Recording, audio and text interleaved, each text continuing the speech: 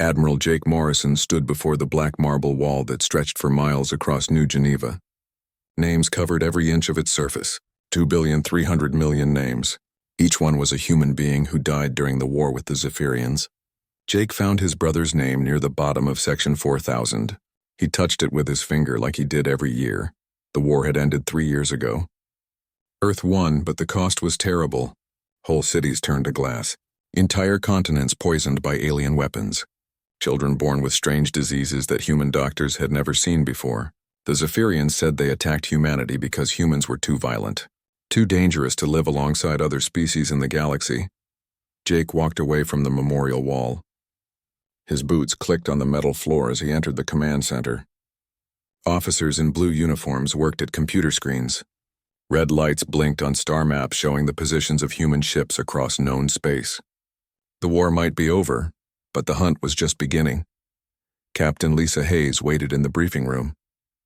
She was young for a ship captain, only 32 years old. The war had promoted many people quickly. Too many senior officers had died in the first battles. Lisa had survived when her ship was destroyed at the Battle of Mars. She spent 6 months floating in a life pod before rescue came. The experience changed her, made her harder. "Admiral," Lisa said when Jake entered. She stood and saluted. "Sit down, Captain. We have work to do." Jake activated the hologram projector. Images of alien faces appeared in the air between them. Each had the gray skin and black eyes of the Zephyrian race. Red words floated next to each face.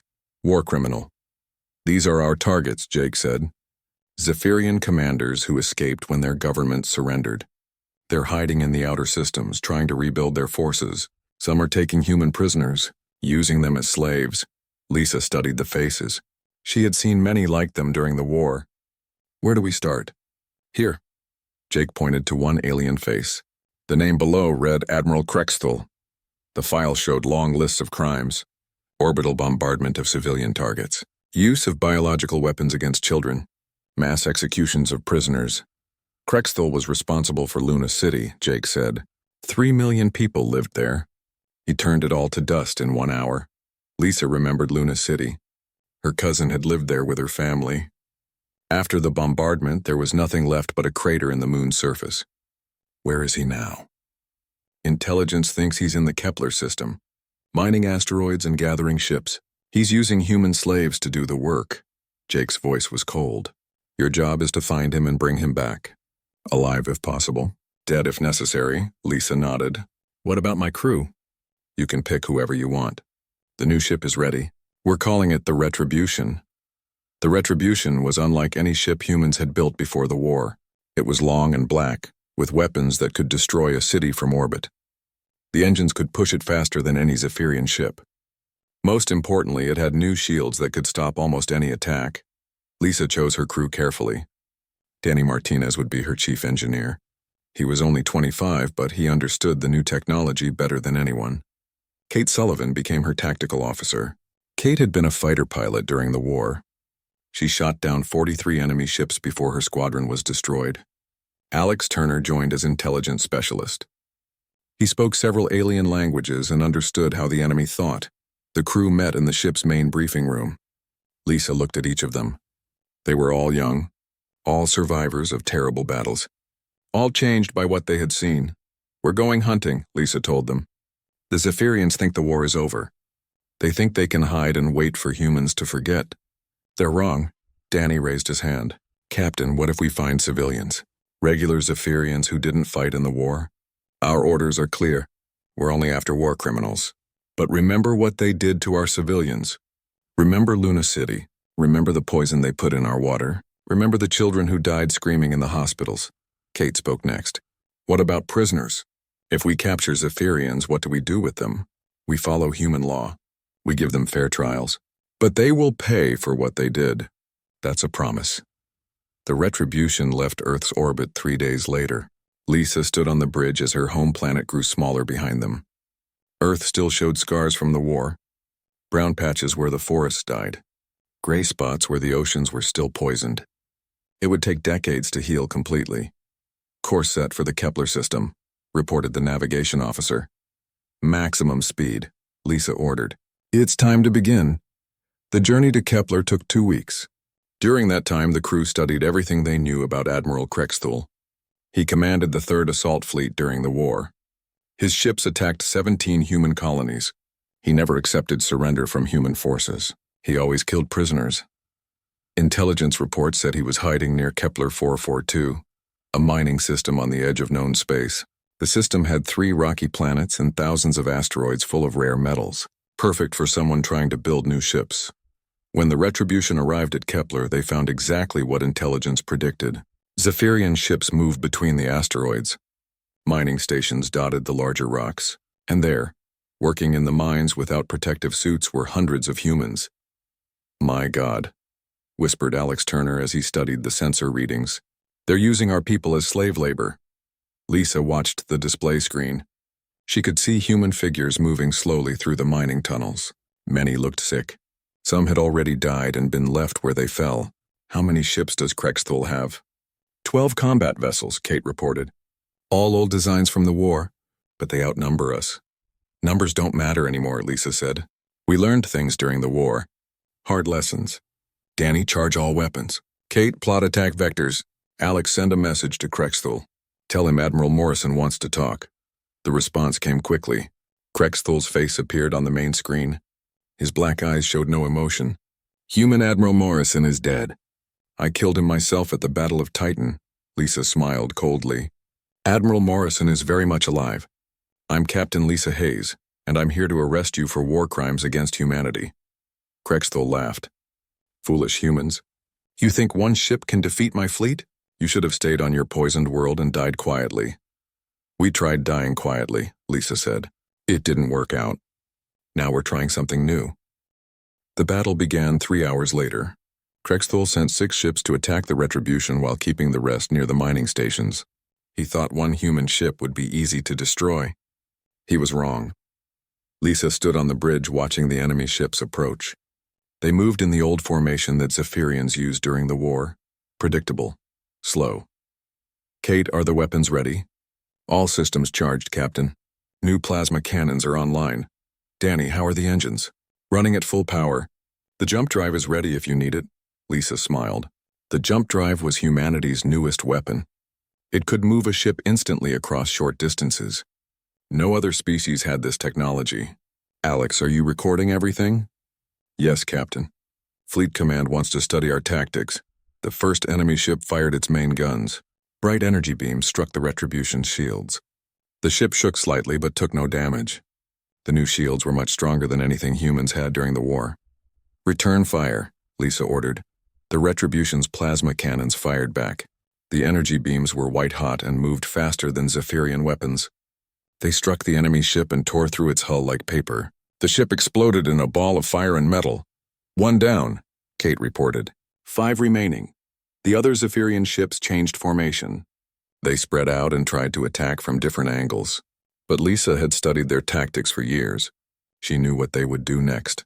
"Danny, activate the jump drive. Move us behind their formation." The Retribution disappeared from where it was and appeared behind the enemy ships. The Zephyrians had been firing at empty space. Now they were confused and trying to turn around. "Fire all weapons," Lisa commanded. The Retribution's guns destroyed 2 more ships before the aliens could react. The remaining 3 tried to run back to the mining stations. But human weapons were faster than Zephyrian engines. Kate picked them off one by one. "All enemy ships destroyed," Kate reported. "Krexthul's flagship is still at the main mining station." Lisa studied the tactical display. The mining station was large and well defended. Krexthul had 6 more ships there, plus defensive platforms with heavy guns. But Lisa had an idea. "Alex, can you hack into the mining station's computers?" "I can try, Captain. The Zephyrians use old security systems. We learned how to break them during the war." While Alex worked on the computers, Lisa moved the Retribution closer to the mining station. She could see the human prisoners through the ship's cameras. They were thin and weak. Many had injuries that weren't being treated. "Some were just children, Captain," Alex said. "I'm inside their system. The mining station has artificial gravity generators. If I shut them down, everyone inside will float." "Do it. But first, open a channel to all the human prisoners." Lisa's face appeared on screens throughout the mining station. The human prisoners looked up in surprise. Many had given up hope of rescue. "This is Captain Lisa Hayes of the human fleet," she said. "In 60 seconds, the gravity in this station will stop working. Grab onto something solid and hold on. We're coming to get you." Alex shut down the gravity generators.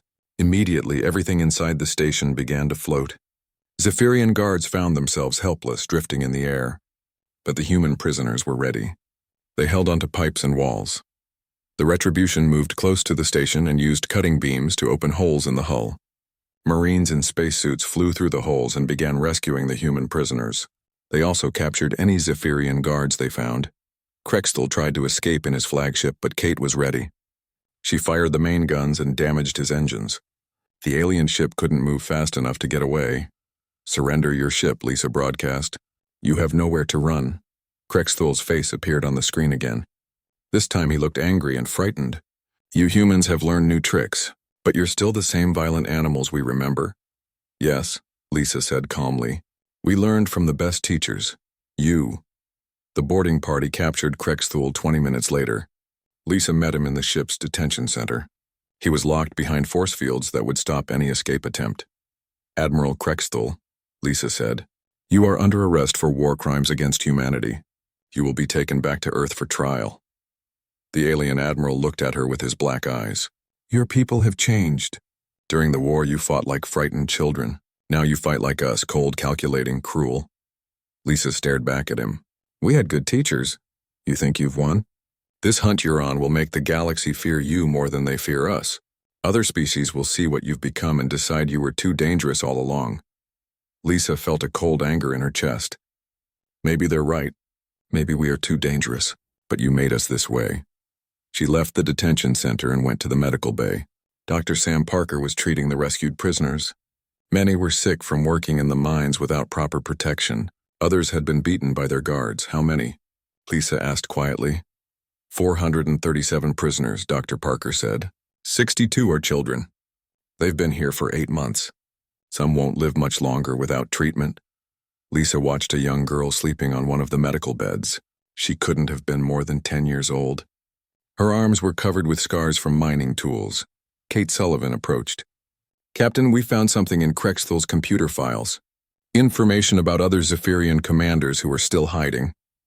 Lisa looked at the data files Kate showed her. Names, locations, and plans. The Zephyrians weren't just hiding. They were organizing. Building new fleets. Planning to attack humanity again. "There are dozens of them," Kate said. "Some have thousands of ships. They're scattered across the outer systems, but they're working together." Alex Turner joined them. "Captain, I intercepted some communications. The Zephyrians are telling other alien species that humans have become monsters. They're saying the galaxy needs to work together to stop us before we destroy everyone." Lisa felt tired suddenly. The war had ended, but the fighting would never stop. Humanity had survived by becoming something harder and more dangerous. Now the whole galaxy might turn against them. "How long until we get back to Earth?" she asked. 2 weeks at full speed, the navigation officer reported. Lisa nodded. "Send a message to Admiral Morrison. Tell him we found Krextel and 400 prisoners. Tell him the Zephyrians are rebuilding their forces.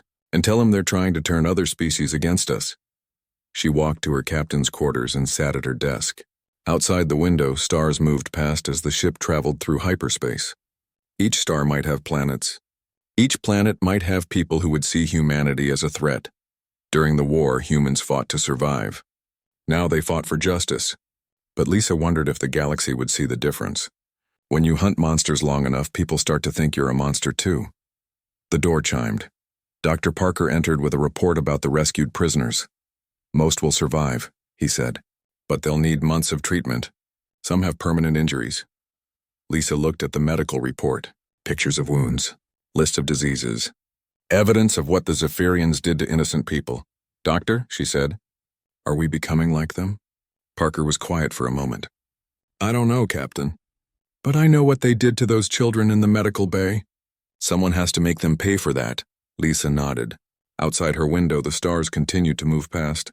Somewhere among those stars were more Zephyrian war criminals, more human prisoners waiting for rescue, more battles to fight. The hunt would continue.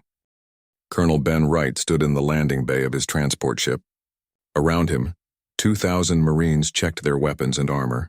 They were getting ready to attack the fortress world of Vega, Prime, Intelligence said General. Thisara was hiding there with the last of her research team. Ben remembered General Thisara from the intelligence briefings. She created the biological weapons that killed Earth's food crops. Billions of people starved because of her work. Children ate grass and tree bark, while their parents watched helplessly.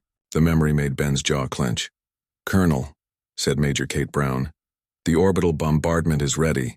Captain Hayes says she can level the entire fortress in one strike." Ben looked at the tactical display. Vega Prime was a dead world with no atmosphere. The Zephyrian fortress was built inside a mountain, with thick walls and heavy shields. It would be easier to destroy it from orbit than to attack by ground. "No," Ben said. "We go in on foot. There might be prisoners inside." "Human prisoners," Major Brown nodded. She had served with Ben since the early days of the war. She knew how he thought. "Sir, what if Thisara has more of those biological weapons? She could release them when she sees us coming. Then we'll deal with it. We always do." The Marines loaded into dropships that would carry them to the planet's surface. Ben sat with his command squad and reviewed the mission one more time. Intelligence said Thisara had maybe 500 Zephyrian soldiers with her. The Marines outnumbered them 4-1, but numbers hadn't mattered much during the war. The Zephyrians were stronger and faster than humans. Their weapons were more advanced. What humans had was stubbornness. They refused to give up even when everything seemed hopeless. The dropships launched from the transport and flew toward Vega Prime. Through the small windows, Ben could see the planet's surface. It was gray and covered with craters from old battles. Nothing grew there. Nothing lived there except whatever was hiding in that fortress. 2 minutes to landing, the pilot announced. Ben stood and addressed his Marines. "Remember what General Thisara did. She poisoned our farms. She watched our children starve. She laughed when human families died slowly from her diseases. Today we get justice." The Marines nodded. Many of them had lost family members to the biological weapons. They had personal reasons for being here. The dropships landed near the fortress entrance. Ben led his troops across the rocky ground while Captain Hayes provided covering fire from orbit. The Retribution's guns destroyed defensive turrets and cleared the path ahead. The first Zephyrian soldiers appeared on the fortress walls. They fired energy weapons at the advancing Marines, but human armor had improved since the war. The alien shots barely slowed them down.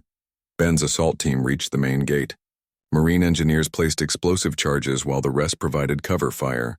The charges detonated and blew a hole in the thick metal door. "Move, move, move," Ben shouted. The Marines poured through the breach and into the fortress corridors. The fighting was close and brutal. Zephyrian soldiers were tough, but human Marines had learned to be tougher. They advanced room by room, floor by floor. Ben led his command squad toward the laboratory levels where intelligence said Thisara was hiding. The corridors were dark and filled with strange smells, chemical odors that made the Marines' eyes water. They found the first laboratory after 20 minutes of fighting. Inside were glass containers full of colored liquids. Computer screens showed DNA patterns and genetic codes. This was where Thisara created her weapons. "Destroy it all," Ben ordered. "Everything." The Marines used thermite charges to melt the equipment and computers. Whatever research was here would never be used to hurt humans again. But in the next laboratory, they found something unexpected. Children were lying on medical tables. Human children, but something was wrong with them. Their skin had a gray color like Zephyrian skin. Their eyes were larger and darker than normal. Dr. Sam Parker had come down with the assault team to treat any prisoners they found. He examined the children with his medical scanner. "Colonel, these children have been genetically modified. Someone mixed human and Zephyrian DNA." Ben stared at the children. There were dozens of them, all between 5 and 12 years old. They were alive but sleeping. Who would do this? "Only one person has this kind of knowledge," Dr. Parker said quietly. "General Thisara." Ben felt sick. During the war, Thisara used biological weapons to kill humans. Now it looked like she was trying to create some kind of hybrid species. "But why?" Major Brown's voice came through the radio. "Colonel, we found Thisara. She's in the main laboratory on level 5. She's not fighting back. She says she wants to surrender." Ben left a squad to protect the modified children and headed for level 5. He found General Thisara in a large laboratory surrounded by more genetic equipment. She was taller than most Zephyrians, with scars on her gray skin from old battles. "Colonel Wright," she said in perfect English. I've been expecting you. Ben kept his rifle pointed at her. General Tisara, you are under arrest for war crimes against humanity. The alien general sat down on a chair and folded her hands. Yes, I suppose I am. Tell me, Colonel, what did you think of the children? You're sick. Experimenting on human children is evil. Tisara tilted her head. Experimenting? Is that what you think I was doing? What else would you call it? Trying to fix a mistake. The general stood up slowly. Colonel, do you know why my people started the war against yours? Ben didn't answer. He had heard the official reasons. Zephyrians said humans were too violent and dangerous. We were afraid, Tisara continued. Your species learned so quickly. You adapt to anything. During the war, you went from primitive fighters to our equals in just a few years. We realized we had created our own worst enemy. So you tried to kill us all? Yes, and we failed. Now you're hunting us across the galaxy with weapons we never imagined. You've become exactly what we feared you would become. Ben's radio crackled. Alex Turner's voice came through from the retribution. Colonel, I'm monitoring Zephyrian communications. Other alien species are talking about forming a new coalition against humanity. They're calling us the human threat. Tisara smiled sadly. You see?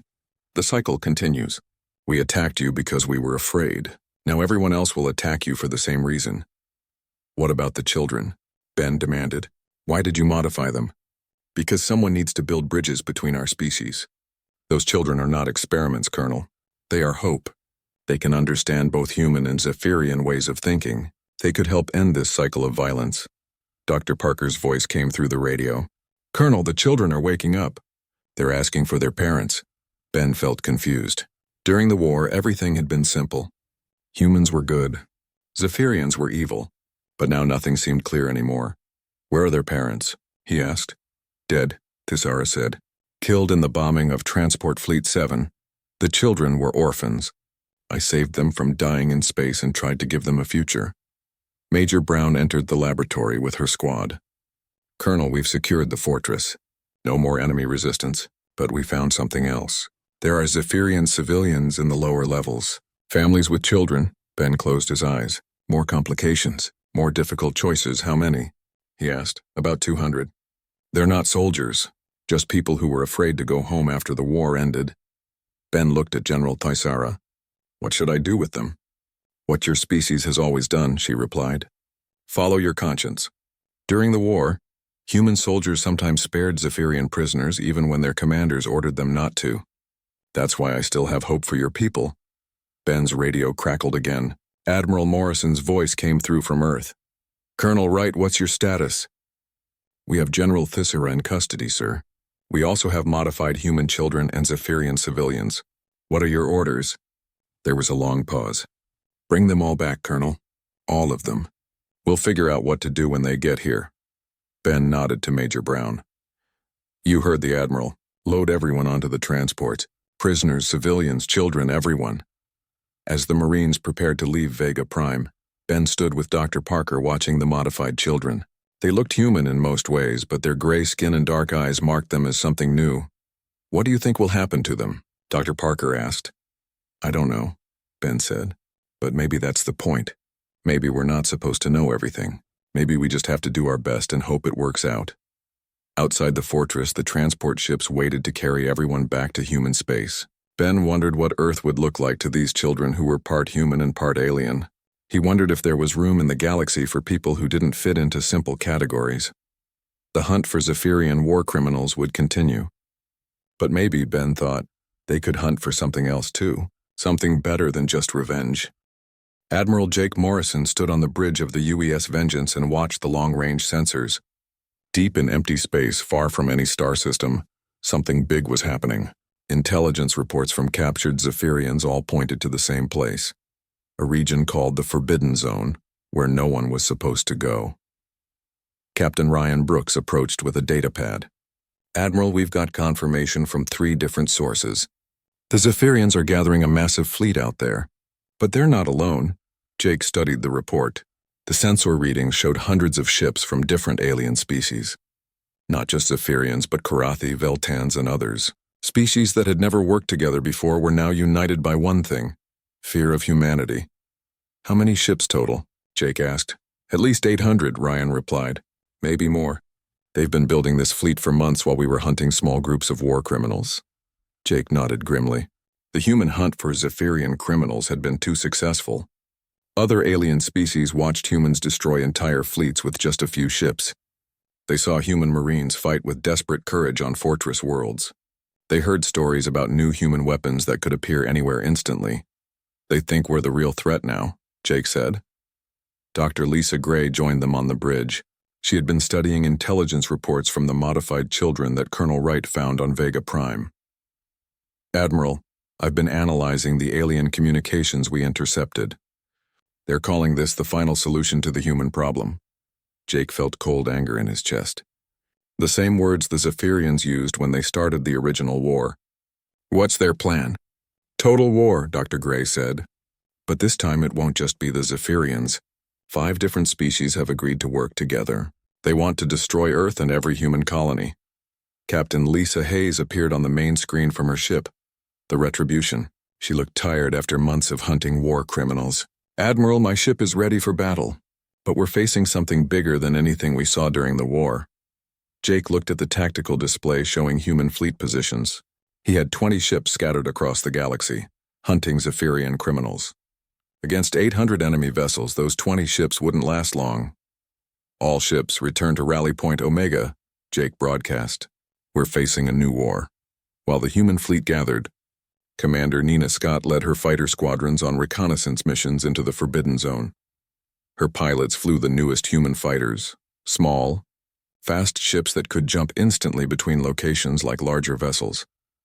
Nina's fighter appeared near the edge of the alien fleet and immediately activated its stealth systems. Through her cockpit cameras, she could see the massive gathering of ships.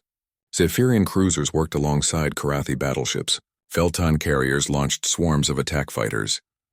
This is Falcon Leader, Nina reported back to the Vengeance. I count over 1,000 ships now. They're organized into battle groups by species, but they're all working together. Jake received Nina's report while reviewing battle plans with his commanders. The situation looked impossible. Even with their new technology, humans were outnumbered 50-1. Sir, said Communications Officer Paul Davis. We're receiving a transmission from the alien fleet. They want to talk. The main screen showed an alien face that Jake didn't recognize. It had blue skin and 4 eyes. The creature spoke in perfect English. I am Fleet Admiral Korthax of the Karathi Navy. I speak for the Allied Species Coalition. Humanity has become a threat to galactic peace. You will surrender your fleets and submit to judgment. Jake stepped forward. This is Admiral Morrison of the human fleet. We're hunting war criminals, not threatening anyone. Your hunt has shown your true nature, Korthax replied. You destroyed entire Zephyrian fleets without mercy. You attack civilian targets. You take prisoners and never release them. Other species must protect themselves from your violence. The Zephyrians started the war. They killed billions of humans. We're bringing their war criminals to justice. Korthax's 4 eyes blinked slowly. Justice? Or revenge? Your actions prove what the Zephyrians always said about your species. You are too dangerous to live alongside civilized beings. The transmission ended. Jake stared at the blank screen and felt history repeating itself. Once again, humanity faced extinction because other species thought humans were too violent to exist. Alex Turner approached with new intelligence reports. Admiral, I've been monitoring their communications. The alien coalition isn't just planning to attack our military. They want to destroy all human colonies, every planet where humans live. Jake closed his eyes. During the First War, humans fought to defend themselves. Now they would fight to defend everything they had built since then. Dozens of colonies, millions of families, children who had been born after the war and never known fear. How long until their attack begins? Jake asked. 3 days, Alex replied. They're waiting for more ships to arrive. Intelligence says they want to make sure they completely outnumber us. Jake called a meeting of all his senior officers. Captain Hayes, Captain Brooks, Colonel Wright, Commander Scott, and Dr. Gray gathered around the hologram table on the Vengeance. Options? Jake asked simply. We could retreat to Earth and prepare defenses there, Captain Brooks suggested. Make them come to us. That gives them time to attack our colonies first, Colonel Wright said. Millions of civilians would die before they reached Earth. Commander Scott studied the tactical display. My fighters could hit their fuel supplies and communication centers, disrupt their coordination. It might slow them down, Captain Hayes said, but not by much. They have too many ships, Dr. Gray spoke quietly. There's another option. Something Colonel Wright found on Vega Prime gave me an idea. She activated a new hologram showing genetic data from the modified children. General Thyssara was trying to create hybrid beings who could understand both human and alien thinking. What if we could use that somehow? How? Jake asked. Some of the captured Zephyrians have been talking to me. They're scared of what this new war might lead to. They think the coalition will destroy both humans and Zephyrians in the end. Alex Turner nodded. I've seen similar communications. Not all Zephyrians support this new coalition. Some think their species should accept the consequences of losing the first war. Jake studied the intelligence reports. Hidden in the data was a possibility he hadn't considered. Are you suggesting we try to split their alliance? Maybe, Dr. Gray said. Or maybe we try something completely different. Something no one expects. What do you mean? Dr. Gray looked at each of them. What if instead of fighting this war, we ended it before it started? What if we showed them something they don't expect from the violent humans? Captain Hayes frowned. They have 1,000 ships pointed at Earth. You want to negotiate? I want to surprise them. During the first war, humans survived by doing things the aliens didn't expect. Maybe we can do it again. Jake considered the idea. It was risky, maybe impossible, but fighting a war against 1,000 ships was also impossible. What would you need? He asked Dr. Gray. Access to the modified children, and a chance to talk to some of the Zephyrian prisoners we've captured, especially General Thyssara. Done, but keep working on battle plans too. If diplomacy fails, we'll need every advantage we can get. As the meeting ended, Jake stood alone on the bridge looking at the stars. Somewhere out there, a massive alien fleet was preparing to destroy everything humans had built. But maybe Dr. Gray was right. Maybe there was another way. The original war started because aliens thought humans were too violent. The new war was starting for the same reason. But what if humans could prove them wrong? What if there was a third option besides fighting or surrendering? Jake activated the communication system. All ships prepare for battle, but also prepare for something else. Something that might end this war without firing a shot. Outside the bridge windows, human ships moved into formation. Soon they would face the largest alien fleet in galactic history. The outcome would decide the future of the human species. But Jake hoped it might decide something more important. Whether different species could learn to live together, or whether the galaxy would be forever divided by fear and violence.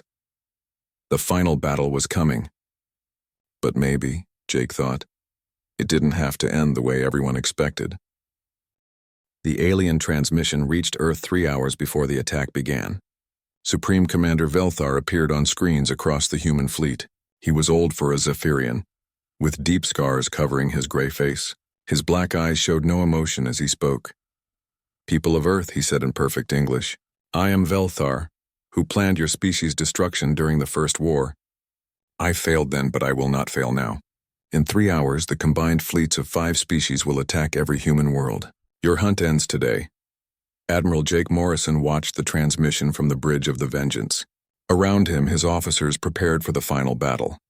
Captain Ryan Brooks coordinated fleet movements while Commander Nina Scott readied her fighter squadrons. But Jake wasn't thinking about tactics or weapons. He was thinking about Dr. Lisa Gray's plan. For the past 2 days, she had been working with the modified children and captured Zephyrian prisoners. She claimed to have found something important in General Thyssara's research. Admiral, Dr. Gray said as she entered the bridge, I need to show you something. She activated the hologram projector. Images appeared showing DNA patterns and genetic codes. I've been studying the modified children from Vega Prime. General Thyssara wasn't just creating hybrids. She was trying to solve a problem. Jake studied the data. What kind of problem?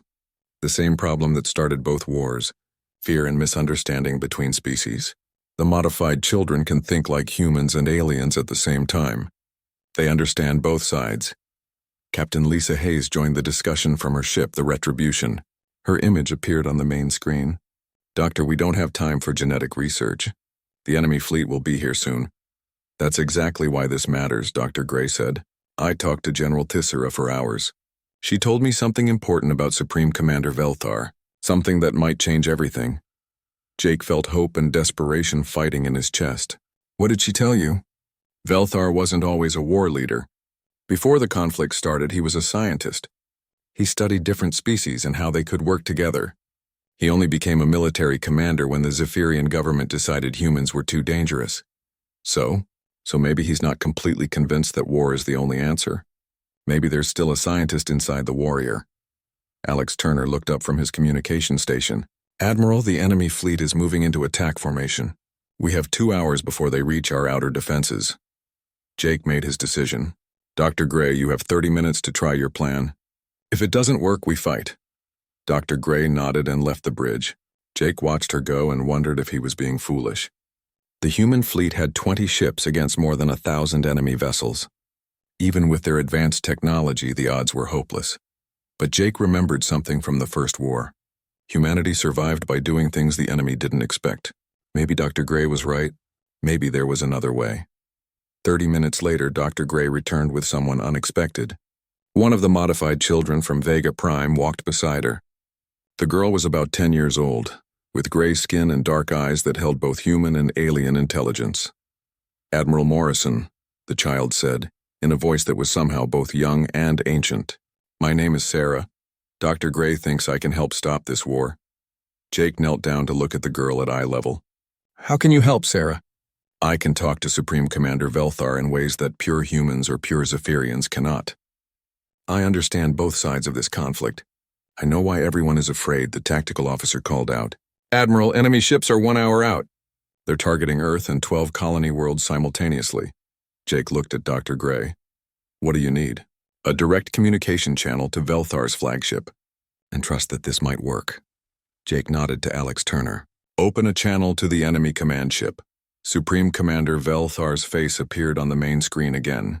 He looked surprised to see a young girl standing next to the human admiral. What is this? He demanded. Some kind of trick? Sarah stepped forward. Supreme Commander, I am not a trick. I am what General Tysara created when she tried to build bridges between our species. I am part human and part Zephyrian. Velthar's black eyes widened. Impossible. Tysara told me those experiments failed. She lied to protect me and the other children. She knew you would order us destroyed if you learned we existed. Jake watched the alien commander's face carefully. Something changed in Velthar's expression. Confusion replaced certainty. Child, Velthar said slowly. What do you want? I want to show you something that General Tysara discovered. Something about the war that you don't know. Sarah activated the hologram projector with Dr. Gray's help. Images appeared showing battles from the first war between humans and Zephyrians. But these weren't the official records that both sides kept. These were hidden files that Tysara had collected secretly.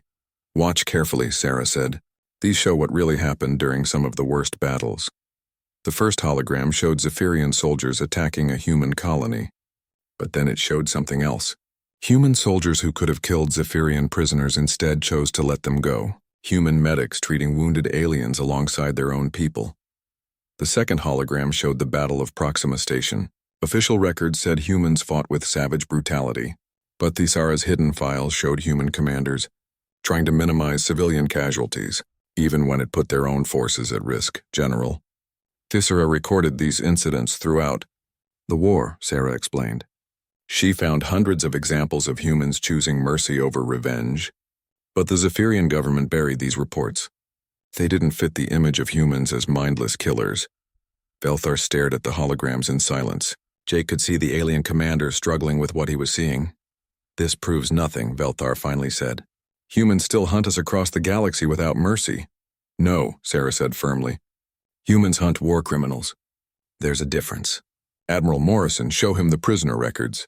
Jake activated another set of data files. Supreme Commander, these are the records of every Zephyrian we've captured during our operations. We've taken 2,847 prisoners. How many have we executed? Velthar was quiet for a long moment.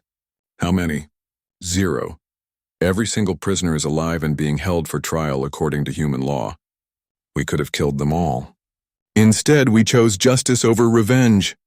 The alien commander's image flickered as explosions erupted around his ship.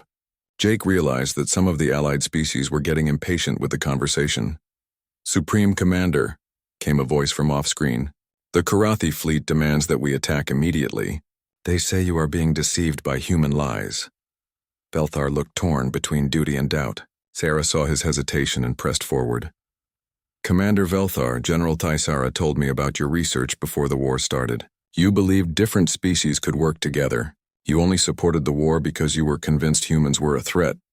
They are a threat, Velthar snapped. Look what they've become. Hunters stalking prey across the stars. No, Sarah said quietly. Look what you made them become. You attacked them first. You forced them to fight for survival. Everything they've done since then has been a response to your actions. Jake stepped forward. Supreme Commander, we're willing to prove our intentions. Dr. Gray has a proposal. Dr. Gray activated one final hologram. It showed plans for a new type of space station. We want to build research facilities where human and alien scientists can work together. Places where species can learn about each other instead of fighting. And, Jake added, we're willing to share our new technology with any species that wants to work for peace instead of war. The communication channel filled with angry voices as other alien commanders demanded action. But Velthar held up a hand for silence. You would share your jump drive technology? Your new weapons? Technology that helps people explore and defend themselves, yes. Not weapons designed for conquest. Velthar looked at Sarah one more time. The child's dual nature seemed to fascinate him. What do you think will happen if I call off this attack? The other species will think I've been corrupted by human influence. Maybe, Sarah said. Or maybe they'll see that there's another choice besides endless war. Jake's tactical officer called out urgently. Admiral, some of the alien ships are breaking formation. The Karathi fleet is moving to attack without Zephyrian support. Velthar heard the same reports from his own officers. His face showed the weight of an impossible decision. Supreme Commander, Sarah said one last time, General Tysara created me and the other children because she believed your species and mine could find a better way. Don't let her sacrifice be meaningless. For a long moment, Velthar stared at the human fleet on his tactical display. 1,000 alien ships against 20 human vessels. Victory would be easy. Then he spoke to his fleet commanders. All Zephyrian ships stand down. We will not attack the humans today. The effect was immediate.